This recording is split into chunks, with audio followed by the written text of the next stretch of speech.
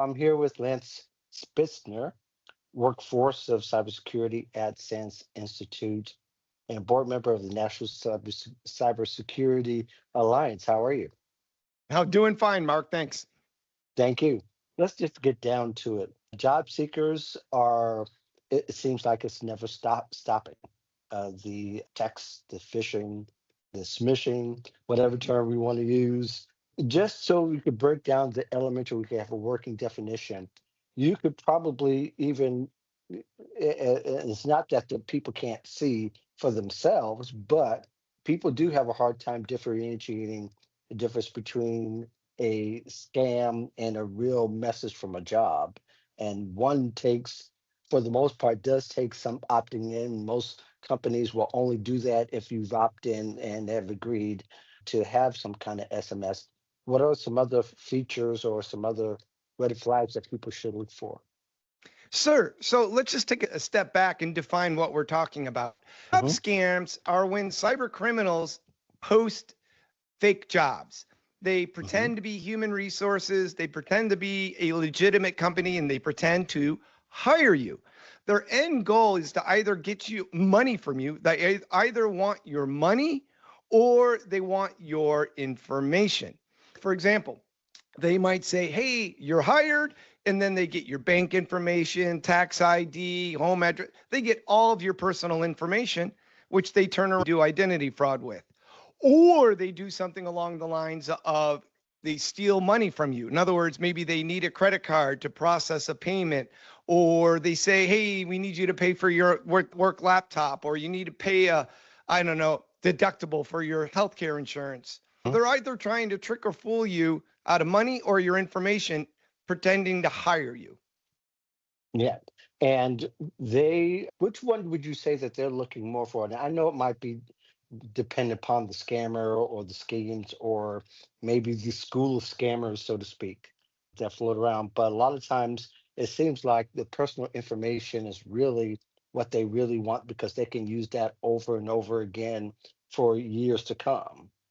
Oh, they can. They're probably going to go for both. They're going to go for whatever they can get, your credit card, your bank Hmm. transfer, check, and as much personal information. Quite often, how these scams go is once they get a little bit of what they want, they keep asking for more and more until you just finally say, ooh, this is a scam. And then you tell them to leave.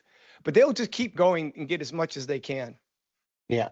Now there's discussion about whether people should ignore it or should they report and block or should they be doing something else in addition to either one of those. Really, first, it depends on what country you're in, who do you Hmm. report to, things like that. You can report it if you want. So the US government, if you're based in the United States, you can report to the FTC, the FBI, or things like that. Or one Hmm. of the things you can do is maybe the scammers pretending to be a company like Apple and they're Right. pretending to hire you in Apple, but it's not Apple. If you figure out it's a scam, you can always let Apple know. But I'd be less concerned about reporting and more about just don't fall for the scams. Ah, good call. I think ultimately scammers are interested in the quit it and hit it kind of thing, where they want to scam you and then get out of the way so that they can't be traced, tracked, or whatever. Because, of course, I don't know all the behaviors of a scammer, but it seems like they're all acting upon job seekers' desperation and they're throwing this wide net. Is that something that seems to what it looks like to you too?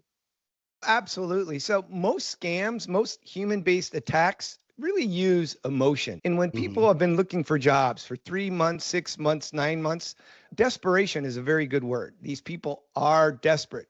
And when they find that incredible job they've always been working for, flexible work hours, work from home, great pay, when they see that it's what they're looking for, it's what they want, so they latch onto it. And quite often, the red flags, the indicators are there that it's a scam, but they're Hmm. just so desperate that they ignore those indicators and fall victim to the scam.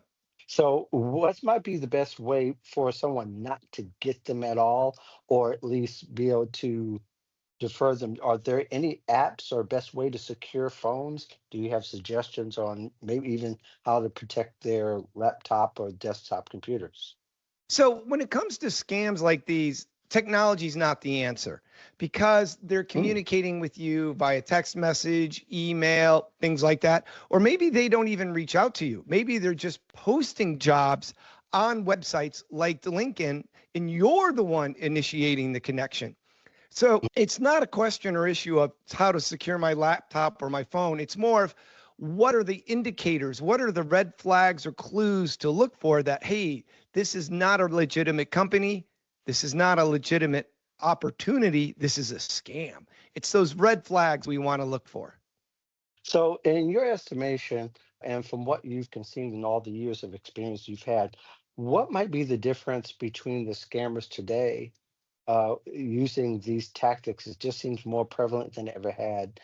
And even though it existed 5 years ago, what might be the difference in the way that they're approaching it now? Why does it seem like everywhere we seem to go for communication is infested with scammers? Just scale. So 5, 10 years ago, these scammers, these criminals were just individuals working on their own. In the past 5, 10 years, these criminals have become highly organized, highly sophisticated. It's entire industries now where they're Hmm. groups of individuals, and each person in this group has a specific role. One reaches out to the victims, another one builds the fake websites, another one handles the money in the back end. It's little corporations, but they're just cyber criminals. Even more, sometimes these criminals are state sponsored. In other words, they're another country like China, Hmm. Russia, and or it's just the countries themselves that are running it. So the level of sophistication, scale, and resources being invested in these scams is just really exponentially increased. The scams themselves are still functionally the same. It's just like I said, the scale and sophistication is just growing. Hmm. So, just to assume again, the human nature never changes because really they're just hacking a human. They find it Precisely. easier to do Yeah. that. They're doing that more or less better than trying to hack a computer, although some are probably still are, but they find it easier just to hack the human nature, and that has never changed, and it probably will never change. Excuse me. Not a No, problem. correct. Scams and cons have been around for thousands of years. It's just now they're using Hmm. technology. Yeah, yep. And the more technology advances, the more it seems to be making it easier and accessible for scammers to be able to do that for people. Probably, Exactly. yeah. But one last question, and I'll let you run out on me here. As we see AI involved now, they're able to scale at a much higher rate, it seems like. Is there anything, there are tools on the web which seem to work as far as just being, even Chat GPT, you can put a text from a scammer and it will come up with a bunch of reasons why it's a scam. Is there any other tool that might be able to help people to identify what they are? Even though you answered the question before, that was kind of my first question, but AI scams seems to make things go faster and quicker for folks. So I think the speed at which it's coming at people just seems to have intensified from even from last year. So there's really nothing different. Once again, it's the same red flags, it's the same indicators. And we may want to Hmm. actually list what those red flags and indicators are, but it doesn't matter if it's a human scamming you or AI.